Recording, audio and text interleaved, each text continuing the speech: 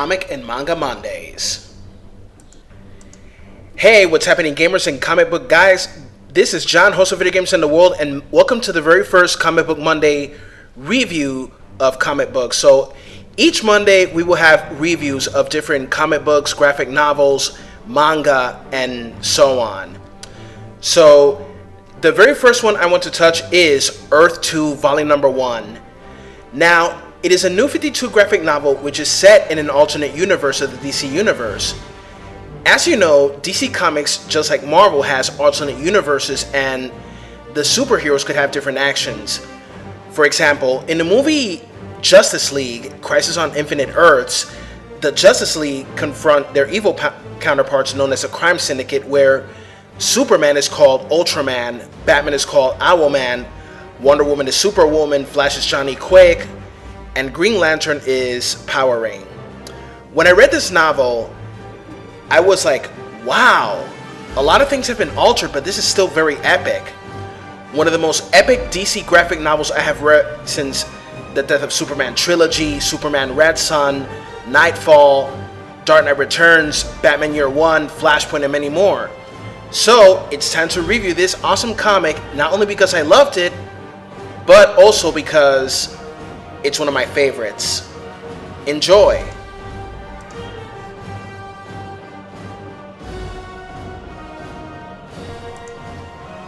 "5 years ago, the creatures from Apocalypse known as parademons came from these energy tubes of light known as a boom tube.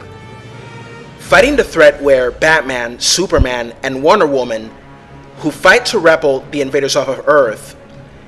Batman has a plan to win the war, which is to implant a virus into one of the parademons' towers, which will destroy it and spread to all the other towers. Awesome plan, Batman. Very smart there. However, a monologue at the beginning of the story says, if they only knew in their hearts that this was going to be their last battle, the last adventure that they will ever have after so many years of their exploits. We are also in this battle introduced to Supergirl and Helena Wayne, who is Robin in that universe. Although Batman's plan had worked, it was a tragic cost to all three heroes. 5 years have passed, and we are introduced to Jay Garrick, a 21-year-old college graduate whose life seems to be going nowhere and reflects upon all the mean things that his girlfriend Joan has told him until he sees Mercury, messenger of the gods, who grants him the power of super speed. Then there's Alan Scott, an openly gay media mogul who arrives in Hong Kong to spend time with Sam in a retreat. But tragedy strikes on their way to the destination, and a green flame known as the Green gives Alan the powers to fight against a coming evil worse than Apocalypse and avenge his beloved Sam. Also, there are other two superheroes in this world that are introduced. Al Pratt, also known as the Atom, and Kendra Saunders, also known as the Hawk Girl. They must join forces and fight against an evil entity called the Grey, which is draining the life of all the planet. James Robinson is the writer of Earth 2. Most of the dialogues were very well written and also had strong words from characters as well. As you all know, what shocked me is that Joan was telling Jay Garrick all these mean things, saying that he's a loser, his life is going nowhere, and her job at Tyler Kim is a huge one for her. He then reflects about it, and then Mercury tells him, if you don't have a future, I can give you one. I believe in you, Jay Garrick. Yeah, it means that even though you don't believe in yourself, there is someone who will believe in you and motivate you in believing in yourself too. I think that Robinson's writing was epic and awesome, and reimagining of the origins of the heroes like the Justice Society were okay, although some people think too negatively about the changes. As for the panelings, Nicola Scott, who is well known for the drawings of the Blackest Night storyline, did an amazing job with the redesigning to the superheroes of this graphic novel. We see that Wonder Woman wears a skirt in this one, and that her gods are not the Greek gods of mythology but the Roman gods. But still, it's okay, because sometimes they're Greek, sometimes they're Roman gods, you know. And also, I really like the looks of Steppenwolf, Jay Garrick, Alan Scott, Hawk Girl, and pretty much everything in this in this graphic novel, because I think it was phenomenal how everything was written and drawn. As for the storyline, when Earth 2 issue number 1 was first released on May 5 years ago, the tagline of the comic is "The epic begins," and it actually did begin.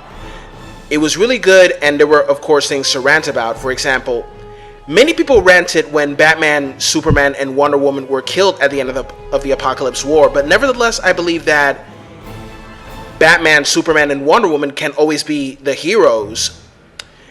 It was awesome to see old superheroes rejuvenated and given a fresh start take the lead of the storyline.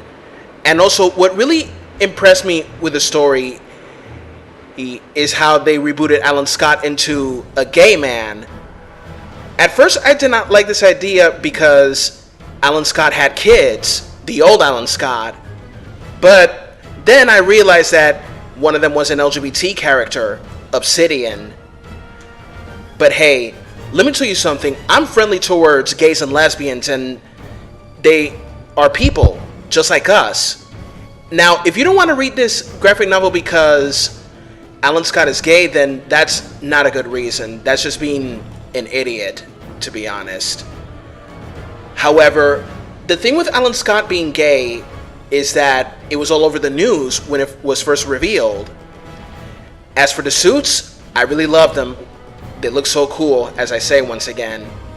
So, in conclusion, The Gathering is a great beginning to the Earth 2 series, and it starts when a few new 52 comics such as Black Hawk and Static Shocks and others were canceled because they weren't selling so well, but at least this awesome storyline made up for it.